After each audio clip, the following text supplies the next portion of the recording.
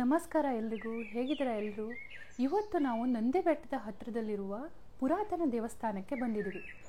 ಈ ದೇವಸ್ಥಾನದ ವಿಶೇಷತೆ ಅಂದರೆ ಇಲ್ಲಿ ಎರಡೆರಡು ಶಿವನ ದೇವಸ್ಥಾನಗಳಿವೆ. ಒಂದು ಭೋಗನಂದೀಶ್ವರ, ಒಂದು ಅರುಣಾಚಲೇಶ್ವರ. ಉತ್ತರಕ್ಕೆ ಭೋಗನಂದೀಶ್ವರ, ದಕ್ಷಿಣಕ್ಕೆ ಅರುಣಾಚಲೇಶ್ವರ ದೇವಸ್ಥಾನಗಳಿವೆ. ಬನ್ನಿ ಈ ಪುರಾತನ ದೇವಸ್ಥಾನವನ್ನು ನೋಡೋಣ. ದೇವಸ್ಥಾನದ ಮುಂದೆ ರಥವನ್ನ ನಿಲ್ಲಿಸಿದ್ದಾರೆ. ಈ ರಥ ಕಲ್ಲಿನ ರಥ, ಕಲ್ಲಿನ ಚಕ್ರಗಳನ್ನ ಹೊಂದಿರುವ ರಥ. ನೋಡಿ ಎಷ್ಟು ದೊಡ್ಡಾಗಿರೋ ರಥ ಇದೆ.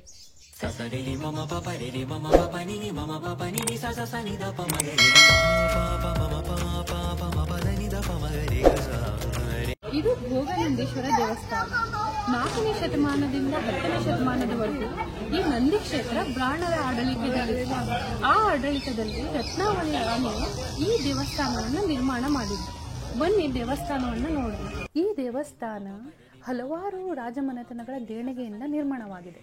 ಬಾಣರು, ರಾಷ್ಟ್ರಕೂಟರು, ಚೋಳರು, ಹೊಯ್ಸಳರು ಹಾಗೂ ಈ ಪ್ರದೇಶದ ಪಾಳೆಗಾರರು ಸುಮಾರು 9ರಿಂದ 15ನೇ ಶತಮಾನದವರೆಗೆ ಈ ದೇವಾಲಯದ ನಿರ್ಮಾಣಕ್ಕೆ ದಾನದತ್ತಿಗಳನ್ನು ನೀಡಿದ್ದಾರೆ. ಇದರ ಬಗ್ಗೆ ಮಾಹಿತಿ ನಮಗೆ ದೇವಸ್ಥಾನದಲ್ಲಿ ಲಭ್ಯವಿರುವ ಸಂಗತಿ ಶಾಸನಗಳಿಂದ ತಿಳಿಯುತ್ತದೆ.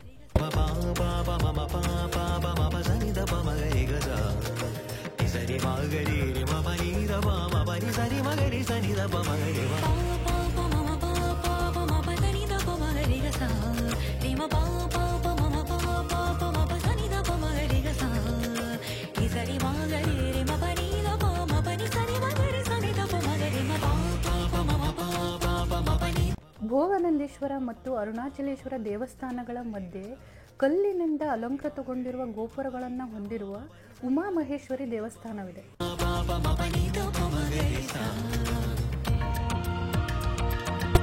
ಕಲ್ಲಿನ ಮಂಟಪದ ಸ್ತಂಭಗಳ ಕಲಾಕೃತಿ ತುಂಬಾ ಅದ್ಭುತವಾಗಿದೆ.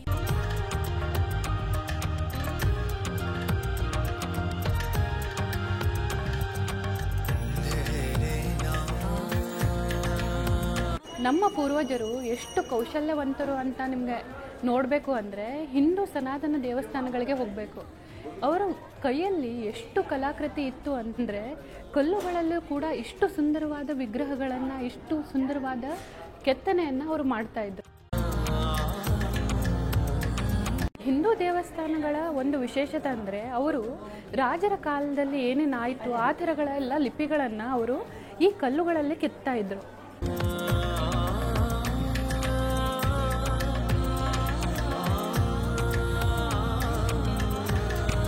ಇದು ಭೋಗನಂದೀಶ್ವರ ದೇವಸ್ಥಾನ. ದ್ರಾವಿಡ ವಾಸ್ತುಶೈಲಿಯನ್ನು ಹೊಂದಿರುವ ದೇವಸ್ಥಾನಗಳಲ್ಲಿ ಅತಿ ಮುಖ್ಯವಾದ ದೇವಾಲಯ ಇದು.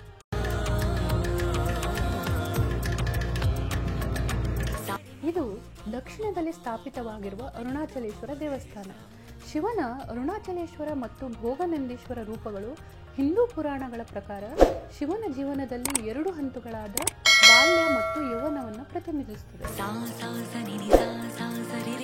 ಈ ದೇವಸ್ಥಾನದಲ್ಲಿ 2 ಶಿವನ ದೇವಸ್ಥಾನಗಳಿವೆ. 2 ಶಿವನ ದೇವಸ್ಥಾನಗಳು ಗರ್ಭಗೃಹ, ಸುಖನಾಸಿ ಮತ್ತು ನವರಂಗಗಳನ್ನು ಹೊಂದಿದೆ.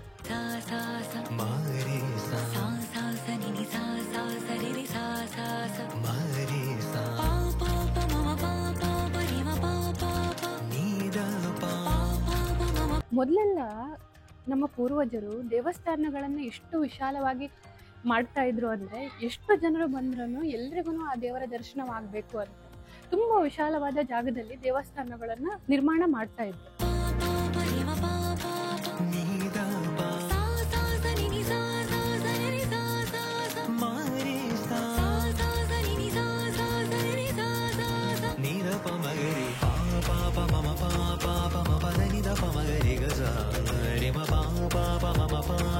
ಈ ದೇವಸ್ಥಾನಗಳನ್ನ ನಮ್ಮ ಪೂರ್ವಜರು ಕಲ್ಲಿನಿಂದ ಮಾಡಿದ್ದಾರೆ. ಪ್ರತಿಯೊಂದು ದೇವಸ್ಥಾನದ ಪ್ರತಿಯೊಂದು ಭಾಗದಲ್ಲೂ ಕಲ್ಲಿನ ಕೆತ್ತನೆಗಳಿವೆ.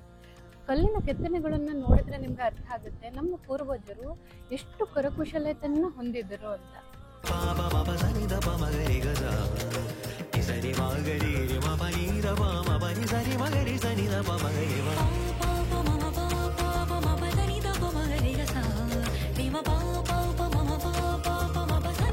ಈ ದೇವಸ್ಥಾನ ಕ್ರಿಸ್ತಶಕ 9ರಿಂದ 15ನೇ ಶತಮಾನದ ನಡುವೆ ನಿರ್ಮಾಣವಾಗಿದ್ದು ಈ ದೇವಸ್ಥಾನದ ಪ್ರತಿಯೊಂದು ಕಲ್ಲನ್ನ ಲತಾಕುಂಜ ಹಕ್ಕಿ ಪಕ್ಷಿಗಳ ನಾಜೂಕಾದ ಕೆತ್ತನೆಯಿಂದ ಅತಿಶಯವಾಗಿ ಅಲಂಕರಿಸಲಾಗಿದೆ.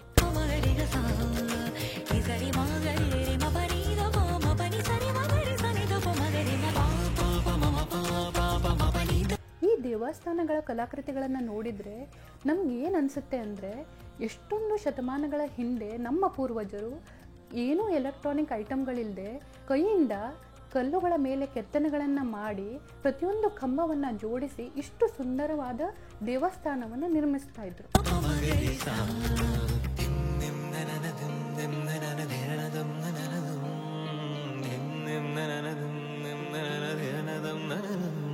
ಇಲ್ಲಿ ಅಪಿತ ಕುಚಂಬ ದೇವಿಯ ದೇವಸ್ಥಾನ ಕೂಡ ಇದೆ.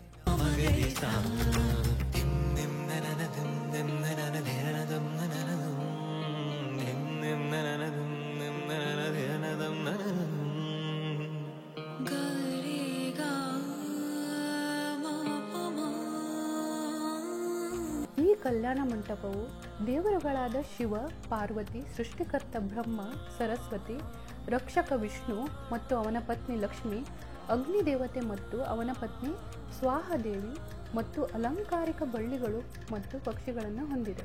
ಇದು ಹೊಯ್ಸಳ ವಾಸ್ತುಶಿಲ್ಪಕ್ಕೆ ಉದಾಹರಣೆ.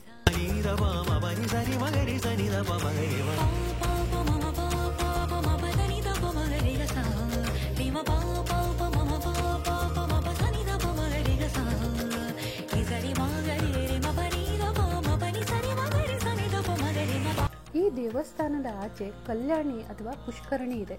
ಇದನ್ನ ಶೃಂಗೇರಿ ತೀರ್ಥ ಎಂದು ಕರೆಯುತ್ತಾರೆ.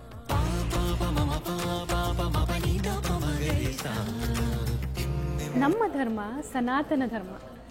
ಎಷ್ಟೋ ವರ್ಷಗಳ ಹಿಂದೆಯಿಂದ ನಮ್ಮ ರಾಜರುಗಳು ಈ ಥರ ದೇವಸ್ಥಾನಗಳನ್ನು ನಿರ್ಮಾಣ ಮಾಡಿ ದೇವಸ್ಥಾನದ ಪ್ರತಿಯೊಂದು ಕೆತ್ತನೆಯಲ್ಲಿ ನಮ್ಮ ದೇವರುಗಳ ವಿಗ್ರಹಗಳನ್ನು ನಿರ್ಮಾಣ ಮಾಡಿ ಲಿಪಿಗಳ ಮೂಲಕ ಮುಂದೆ ಬರುವ ಪೀಳಿಗೆಗಳಿಗೆ ನಮ್ಮ ಧರ್ಮದ ಬಗ್ಗೆ ಪ್ರಚಾರವನ್ನು ಮಾಡ್ತಾ ಇದ್ರು. ಈ ಥರ ಎಲ್ಲ ದೇವಸ್ಥಾನಗಳಿಂದ ನಮ್ಮ ಧರ್ಮ ಇನ್ನೂ ಜೀವಂತವಾಗಿದೆ. ಯೋಗಾನಂದೇಶ್ವರ ಮತ್ತು ಅರುಣಾಚಲೇಶ್ವರ ದೇವರ ದರ್ಶನ ನಂತರ ನೀವು ಹೀಗೆ ಕೂತ್ಕೊಂಡು ವಿಶ್ರಾಮ ಮಾಡಲು ಇಷ್ಟು ದೊಡ್ಡದಾದ ಪಾರ್ಕ್ ಕೂಡ ಇದೆ.